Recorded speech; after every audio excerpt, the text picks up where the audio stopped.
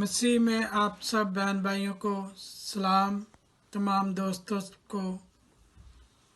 और मैं आपसे कल के लिए दरख्वास्त कर रहा हूँ कि फ्राइडे को हम बहुत सारे दोस्त रोज़े में ठहर रहे हैं, दुआ कर रहे हैं कि खुदावंद इस वबा से, कोरोना वायरस से हम पूरी कौम को, पूरे दुनिया को निजात दे। मेरा ईमान है कि हमारे मांगने में देर है, वो देने में देर नहीं करता। और ये मैसेज आप अपने दोस्तों में, अपने अजीज़ों में शेयर करें ताकि जितने लोग ज़्यादा से ज़्यादा इसमें ठहरेंगे रोज़े और दुआ में।